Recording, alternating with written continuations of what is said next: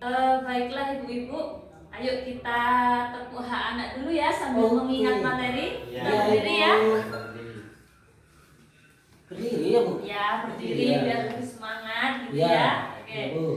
Masih ingat kan? Bagaimana itu dah Bu? Sudah Ayo kita lupa. bareng-bareng ya. Ya, ya, ya. Tepuk hak anak.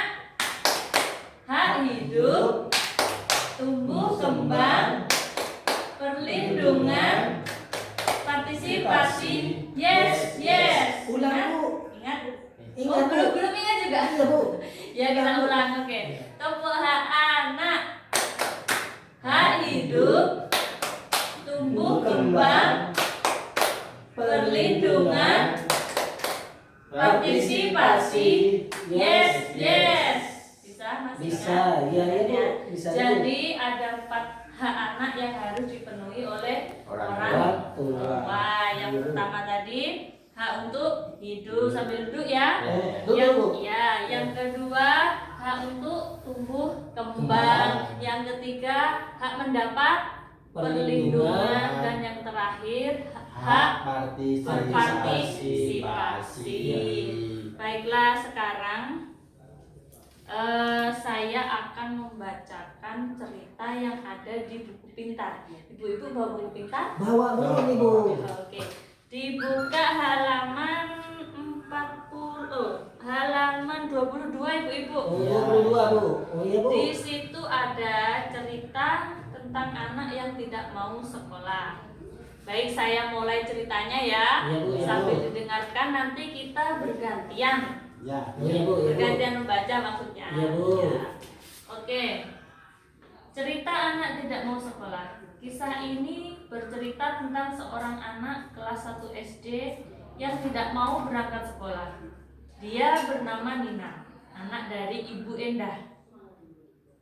Suatu hari, Nina menangis terseduh-seduh di depan rumahnya karena tidak mau bersekolah. Jadi ada seorang anak namanya Nina. Nina itu anaknya Ibu Endah dan tidak mau bersekolah. Tidak mau sekolah di ceritanya Bu. Mau diantar ke sekolah, Nina itu tidak mau, jadi dia nangis di depan rumah. Di saat Nina sedang menangis, seorang ibu bernama Ibu Ati bersama anaknya berjalan melewati dan menghampiri Nina. Jadi ketika Nina itu menangis, ada tetangganya namanya Ibu Ati yang sama-sama mau mengantarkan anaknya ke sekolah menghampiri Nina. Sebagai tetangga, Ibu Ati berusaha menenangkan Nina dan mengajak Nina pergi bersamanya. Jadi Ibu Ati mengajak Nina untuk berangkat sekolah bersama. Ibu Dayat bisa dilanjut padanya? Oh, iya Bu. Namun di saat Ibu Ati sedang berusaha mendiamkan tangisan Nina, tiba-tiba Ibu Eda atau ibu dari Nina keluar dari rumahnya dengan wajah marah Bu. Kenapa kok marah ini Bu ya? Oke, dilanjut dulu Ibu. Terus Ibu? Ibu Eda memang tampaknya tidak terima dengan sikap Ibu Ati. Dia marah-marah pada Ibu Ati. Ibu Endah menganggap perbuatan Ibu Ati tersebut telah ikut campur dalam urusan keluarganya. Sebuah kata yang pedas meluncur dari mulut Ibu Endah. Hei Ibu Ati, ngapain ngurusin urusan anak orang? Urus saja anak ibu sendiri. Ibu Endah pun segera menarik Nina masuk ke dalam rumahnya dengan terus memarahi anak tersebut. Stop. Jadi ketika mendengar Ibu Ati mengajak Nina berangkat sekolah, Ibu Endah itu keluar dari rumah dan menyeret tangan Nina untuk masuk ke rumah. Di samping itu, Ibu Endah itu marah-marah kepada Ibu Ati, ibu-ibu, dan mengatakan apa tadi? Hei Ibu Ati, ngapain ngurusin anak orang, urus saja anak ibu sendiri. Gitu ya. Iya, Jadi Bu. Bu Endah itu marah-marah Bu. kepada Ibu Ati. Terus Ibu Dayat bisa dilanjut? Sampai mana sudah Bu? Dan Oh, sampai dan ini Bu. Ya. Dan Ibu Ati. Ibu Ahmad. Saya. Iya, Ibu Ahmad aja. Oh, Ibu Ahmad Bu. Iya. Dan Ibu Ati hanya termenung. Dia hanya bisa mengelus dada. Dalam hatinya bertanya, apa yang dilakukan melihat perbuatan Ibu Endah yang sering memarahi bahkan memukul anaknya itu. Itulah akhir cerita yang harus kita renungkan. Apa yang harus kita lakukan menyaksikan perbuatan seorang ibu yang sering melakukan kekerasan terhadap anaknya.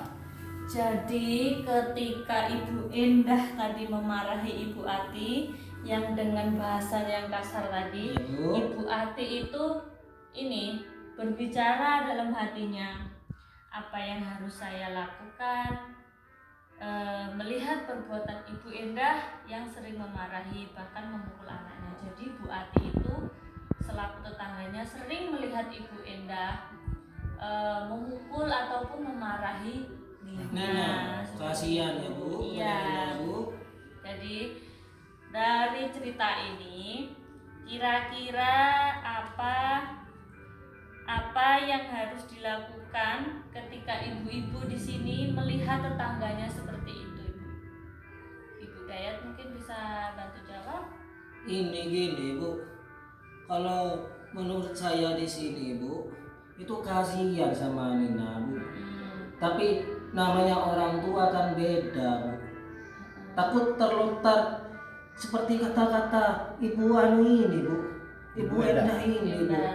Ngapain ngurusin anak orang? Kok kamu punya anak, urus sendiri anakmu sendiri. Tapi nggak kayak gitu Bu. Dia cuman Bicara dalam hati ya Bu ya. memang anu Bu, kasihan sama Nina ya, mau mencoba Bu. Tetapi kalau sudah tidak mau Bu, daripada saya kena marah Bu sama tetangga. Jadi ini ya memberi pengertian Ya ke Bu. Ibu Indah ya. Iya Bu, beri pengertian dulu sama Ibu Indah. Termasuk ke Nina juga. Ya terutama di sini Ibu Endah Bu. Kalau Nina kan anaknya sudah Bu. Yang di sini yang perlakuan di sini itu menurut saya yang keliru tuh Bu Endah Bu. Jadi yang dilakukan adalah memberi pemahaman kepada Ibu Endah Bu. Indah. Iya. Kalau Ibu Ahmad kira-kira apa yang Kalau dilakukan saya ketika itu melihat tidak tegaan ya Bu kalau ada anak yang dipukul. Walaupun salah Bu, tapi kalau langsung dipukul ya tidak tegaan saya itu. Itu cuman.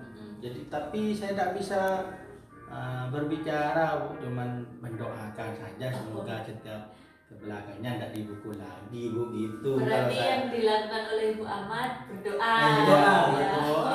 Saya tidak bisa langsung bilang penakut saya itu Bu, Iya, penakut. iya, iya, iya.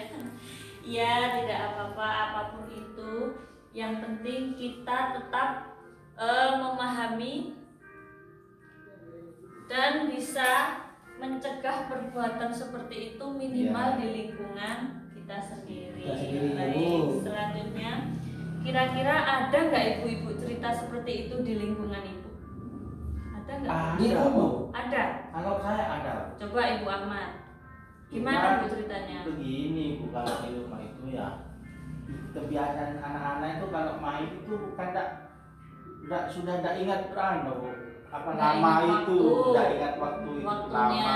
waktunya Azan lama sore bermain, masih ya, bermain. masih bermain Bu. Ah. Akhirnya ya kalau langsung pulang anaknya langsung dimarahi, langsung dipukul Bu.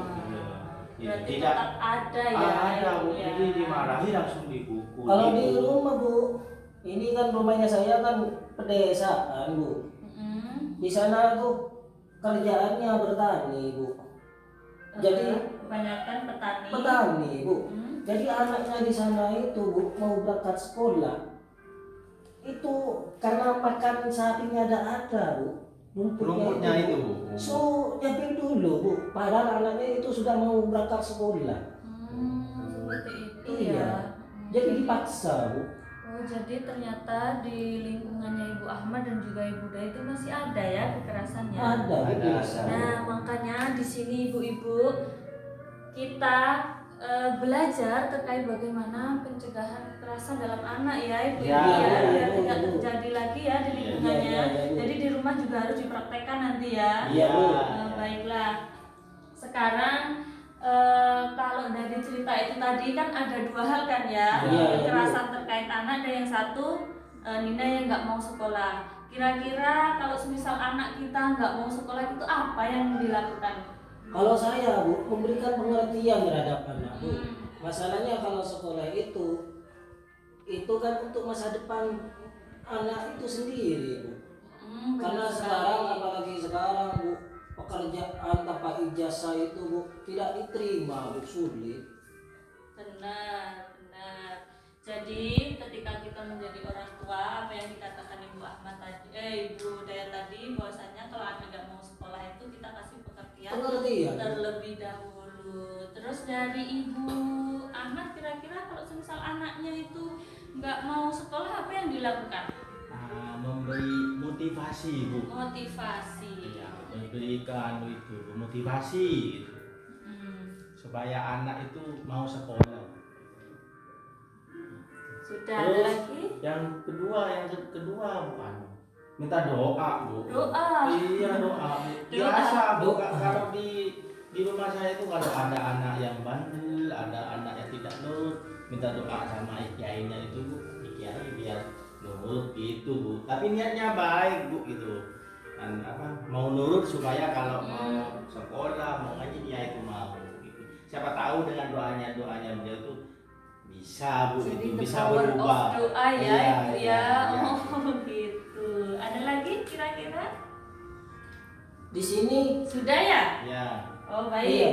Dari pernyataan ibu-ibu tadi bahwasanya ketika anak nggak bisa tidak mau sekolah, apa yang harus kita lakukan? Yang pertama, benar sekali yang dijawab oleh Ibu Daya tadi, yaitu memberi pengertian. Iya, Pengertian dan juga pemahaman. Pengertian dengan apa? Kita juga harus mengetahui psikologi anak. Bagaimana cara merayu anak untuk mau bersekolah, jangan dilakukan kekerasan untuk memaksa anak sekolah, Iya, seperti itu ya.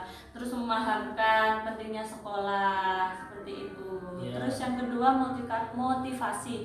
Benar sekali, karena anak itu pasti akan bersemangat bersekolah ketika orang tuanya itu juga memotivasi. Jadi nggak cuma menyuruh, tapi juga harus memotivasi anak kita.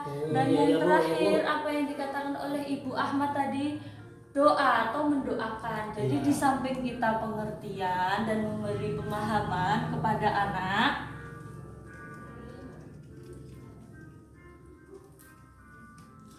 kita juga perlu mendoakan. Jadi sebenarnya kalau saya